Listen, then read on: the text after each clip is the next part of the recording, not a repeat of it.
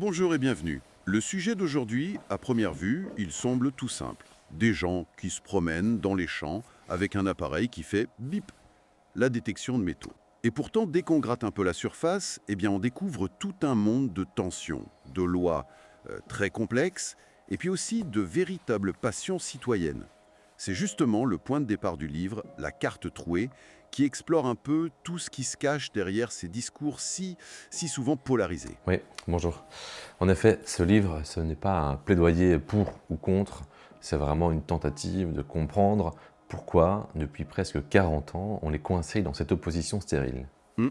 D'un côté, on a les archéologues qui crient au pillage, de l'autre, les amateurs qui, eux, se sentent complètement incompris. Le but, c'était de dépasser un peu l'invective pour comprendre la mécanique de ce grand malentendu. Et ce qui est fascinant dans votre analyse, c'est qu'une seule histoire, celle du trésor de Oxney, en Angleterre, elle semble résumer à elle seule toute l'attention.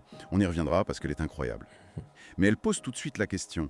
Sans le bip d'un amateur, un des plus grands trésors romains serait peut-être encore sous terre, ou pire, détruit. Comment un sujet qui semble si anecdotique au départ est-il devenu un tel champ de bataille presque idéologique? Parce qu'il touche à une question absolument fondamentale. À qui appartient le passé? Et surtout, qui a le droit de le faire surgir? La vérité du terrain, c'est que la grande majorité des gens qui prennent un détecteur le week-end, ce sont ni des vandales, ni des trafiquants. Ce sont souvent des passionnés d'histoire locale. D'accord. Mais le discours officiel, en France notamment, s'est construit autour d'une figure très pratique, mais aussi très réductrice, celle du pilleur. Justement, parlons-en. Cette figure du pilleur moderne, elle est presque mythologique, hein, celui qui rôde la nuit, lampe torche à la main. Pour être juste, elle ne sort pas non plus du nulle part. On a tous vu des reportages sur des sites saccagés. Comment le livre fait la part des choses entre ce mythe et la réalité bien concrète de certains pillages? C'est tout le cœur du problème. Cette figure, c'est un amalgame. Elle est née dans les années 70-80 avec l'arrivée des premiers détecteurs grand public. Mhm. Et ça a été un vrai choc pour le monde de l'archéologie. Pour la première fois, le sous-sol devenait accessible à des non-professionnels. Face à cette nouveauté, à cette incertitude, la réaction institutionnelle a été de se focaliser sur le risque. Les discours, qui auraient pu être techniques, sur la bonne méthode par exemple, est devenu moral. Une sorte de procès d'intention en fait. Exactement. Ce n'est plus l'outil qui posait problème, c'était la personne qui le tenait. Et les médias ont joué un rôle énorme là-dedans. Une silhouette encapuchonnée dans la nuit, c'est visuellement beaucoup plus fort qu'un père de famille qui se promène un dimanche, quoi. Le raccourci détection égale pillage s'est très vite installé. Alors oui, des pillages spectaculaires, il y en a eu et il y en a encore, hein.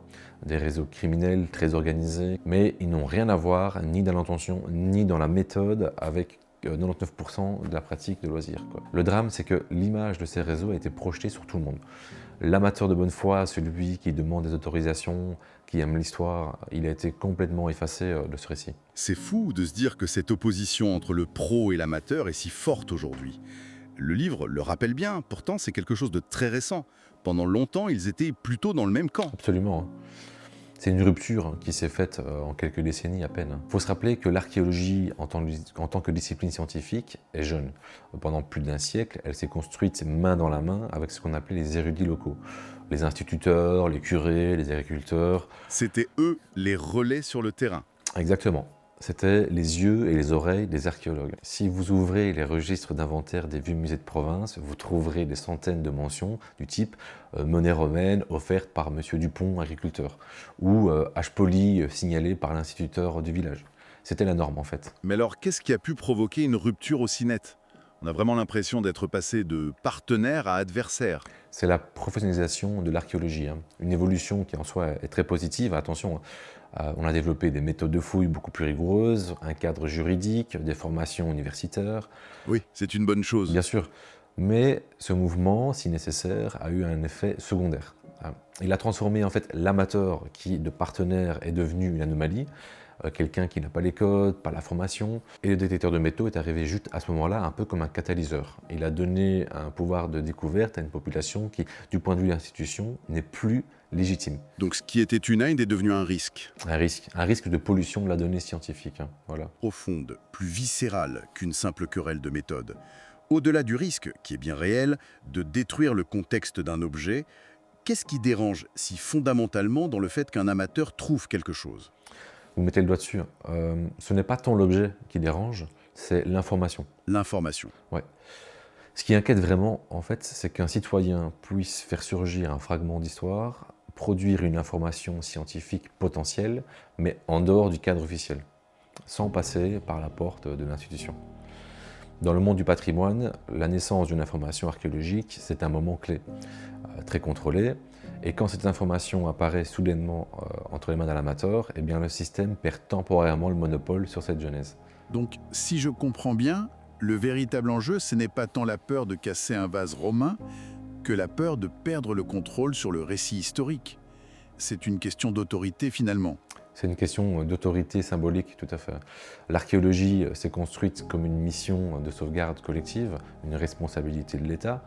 Et dans cette logique, tout geste qui n'est pas institué, validé, devient suspect par nature. Et il y a aussi une raison plus humaine, peut-être plus psychologique, la frustration. La frustration? Oui, les archéologues sont les premiers à savoir qu'ils ne peuvent pas être partout. Ils manquent de moyens, ils manquent de temps, ils voient les terrains disparaître sous le béton chaque jour. La détection, en révélant des objets là où ils ne peuvent pas aller, elle met en lumière les limites du système. Elle montre tout ce que l'archéologie institutionnelle ne peut pas faire. Et ce miroir est parfois difficile à accepter. Cette question de contrôle, d'autorité, les pays européens n'y répondent pas tous de la même manière. Le livre compare les différentes approches et c'est saisissant. On a l'impression que chaque loi reflète une certaine vision du citoyen. C'est exactement ça, oui. On a schématiquement deux grandes familles. D'abord, il y a les modèles qu'on peut appeler ouverts, le Royaume-Uni, le Danemark, les Pays-Bas. Leur postulat de départ, c'est que le citoyen est un partenaire potentiel. L'objectif n'est pas d'interdire, mais d'organiser sa participation. Ce n'est pas une confiance naïve, attention, hein, c'est une confiance qui est encadrée, méthodique. Le cas du Royaume-Uni est le plus célèbre avec le Portable Antiquities Scheme. Alors, juste pour être clair, ce scheme, c'est une sorte de grande base de données publique où les amateurs sont vraiment encouragés à enregistrer leurs trouvailles, c'est ça? C'est tout à fait ça. C'est un réseau de référents archéologiques locaux dont le travail est d'accueillir les découvreurs, d'identifier les objets et de les enregistrer. Depuis sa création, plus d'1,5 million d'objets ont été enregistrés. 1,5 million? Ouais. C'est une révolution en fait dans la connaissance des territoires à l'époque romaine ou médiévale. On a vu apparaître des types de sites qu'on ignorait, des dynamiques de peuplement qu'on ne connaissait pas. C'est colossal. Ce modèle britannique, est-ce que ce n'est pas une porte ouverte à une sorte de chasse au trésor? Comment on s'assure que la motivation reste la connaissance et non le profit? Et puis, avec un tel volume de données, il n'y a pas un risque de saturation, d'être noyé? C'est des excellentes questions. Le risque commercial existe, bien sûr. Le système britannique repose sur le partage de la valeur des trésors entre le découvreur et le propriétaire du terrain, ce qui peut être incitatif. Mais l'immense majorité des objets enregistrés n'ont aucune valeur marchande. La vraie motivation, pour beaucoup, c'est la fierté de contribuer à l'histoire locale. Quant à la saturation des données, c'est un peu le problème de ce système. Oui, c'est un défi, parce qu'il y a énormément d'informations à traiter. Mais les archéologues britanniques vous diront qu'ils préfèrent largement voir ce problème-là que d'avoir le problème inverse, le silence et l'absence totale de données. Et les autres modèles ouverts, comme le Danemark ou les Pays-Bas, ils fonctionnent comment? Ils sont un peu différents.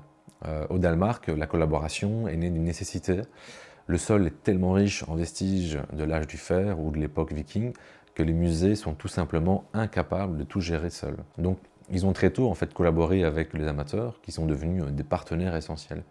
C'est très pragmatique. Aux Pays-Bas, c'est une autre forme de pragmatisme. La pratique existe, elle est massive, alors plutôt que de l'interdire, on l'encadre, sobrement et efficacement. Ce pragmatisme néerlandais, est-ce qu'il a des limites?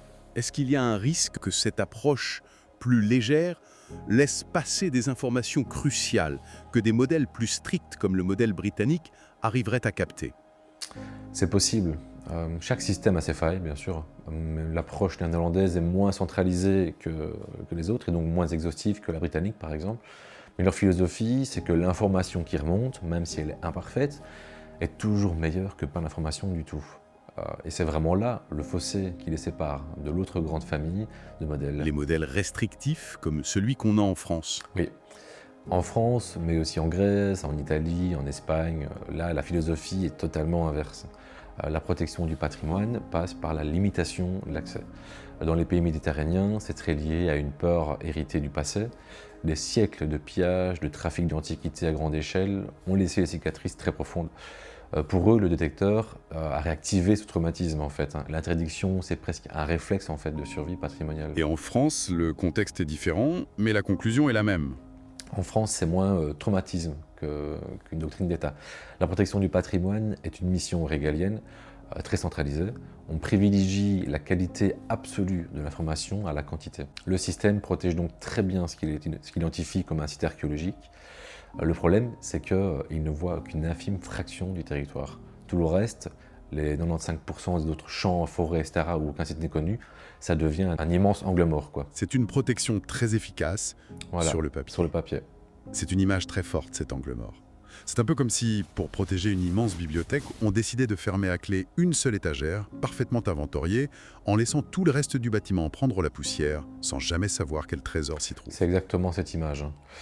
Et le cas de la Belgique est fascinant pour ça. C'est un véritable laboratoire à ciel ouvert. Sur un même petit pays, deux visions coexistent. La Flandre a adopté un modèle ouvert, très organisé, qui intègre les détectoristes dans un cadre clair. La Wallonie, elle, est plus méfiante et avec moins de moyens pour gérer un flux de données, elle a un modèle bien plus filtrant. On peut y voir en direct les conséquences en fait des deux approches. Et justement, pour rendre tout ça très concret, revenons à cette histoire du trésor de Hoxne. Racontez-nous ce qui s'est passé. Un agriculteur, un marteau perdu. C'est une histoire que j'adore parce qu'elle a un côté presque comique. On est en 1992 dans le Suffolk. Un fermier, Peter Watling, perd son marteau dans un de ses champs. Il demande à un ami, Rick Lowes, qui est détectoriste amateur, de venir l'aider à le retrouver. Rick Lowes commence à passer son détecteur et très vite, il a un signal fort. Mais ce n'est pas le marteau. Il sort de terre quelques pièces d'argent, puis quelques pièces d'or. Il comprend tout de suite que c'est important. Il arrête tout, il rebouche son trou et il contacte immédiatement les autorités archéologiques locales. Un réflexe qui n'est pas anodin, ça. C'est le réflexe clé en fait, parce qu'il savait qu'il serait écouté et pris au sérieux. Les archéologues sont arrivés, ont mené une fouille professionnelle et ont sorti de terre l'un des plus importants trésors de la fin de l'Empire romain jamais découvert en Grande-Bretagne. Plus de 15 000 pièces d'or et d'argent, des bijoux, de la vaisselle, une fortune énorme. Et les revenus d'histoire, ils ont aussi retrouvé le marteau. La grande leçon de cette histoire, finalement, c'est que les amateurs sont présents là où les archéologues ne vont jamais. Leur atout, en fait, c'est pas la science, c'est la constance et la présence. Ils arpentent inlassablement des terrains qui n'ont a priori aucun intérêt archéologique visible, et ils sauvent ce qui, autrement, serait détruit en silence. Le trésor de Hoxne, par exemple, sans éclose, les archéologues disent que dans les 5 ans, il aurait été détruit, quoi. Il aurait complètement disparu. Sans laisser de traces. Exactement. Qu'est-ce qui se serait passé en France? C'est la question que j'allais vous poser. Avec le système français, est-ce qu'on aurait seulement entendu parler de ce trésor? Très probablement que non. Le détectoriste aurait été dans l'illégalité, car il n'aurait pas eu d'autorisation de recherche de l'État pour ce champ précis. Face à ces découvertes, il aurait pu être accusé de pillage. Dans le meilleur des cas, il aurait gardé les objets pour lui sans rien dire. Dans le pire, il les aurait revendus. La science n'en aurait jamais rien su. Et c'est ça le vrai coup. C'est ça, le vrai coût, hein, des modèles restrictifs. Ouais. Le faible nombre de déclarations, ce n'est pas un signe de succès, hein. C'est le symptôme d'un silence généralisé. On a potentiellement des milliers de petites histoires, de fragments de la vie de nos ancêtres qui dorment dans des boîtes à chaussures, complètement invisibles. Et c'est ce patrimoine silencieux qui se perd chaque jour, hein. C'est ça, le principe de la carte trouée. Face à ce constat qui est assez sombre, d'une connaissance qui nous échappe, est-ce qu'il y a une voie possible? Une sorte de troisième voie qui dépasserait cette opposition stérile entre protection absolue et participation. Il ne s'agit pas de copier le modèle britannique, ça ne fonctionnerait pas tel quel en France, avec la culture administrative jacobine, mais on peut imaginer un modèle adapté, une sorte de confiance contrôlée. L'idée est simple, l'État doit garder le monopole de l'analyse scientifique, de l'interprétation et de la fouille. C'est son rôle, c'est sa compétence, mais il pourrait renoncer au monopole sur le simple geste de découverte fortuite. Concrètement, ça ressemblerait à quoi? Ça signifierait de transformer les amateurs, non pas en archéologues, mais en sentinelles du territoire.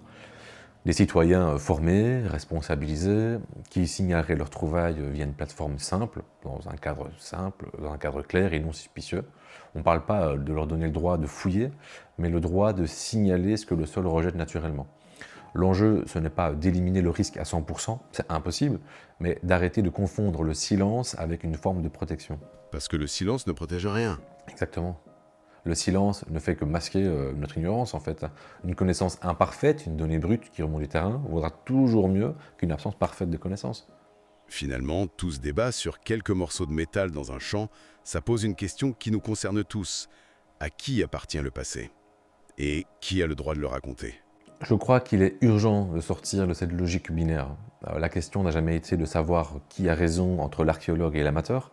La seule vraie question, c'est comment est-ce qu'on écoute ce que le sol nous raconte, parce que le passé, avec les érosions, avec les labours, les constructions, il continuera de remonter à la surface, qu'on le veuille ou non. La seule question, c'est de savoir si nous voulons l'entendre ou pas. Et d'ailleurs, du coup, c'est tout le thème de ce livre que j'ai écrit. Et ce PDF est disponible gratuitement en téléchargement.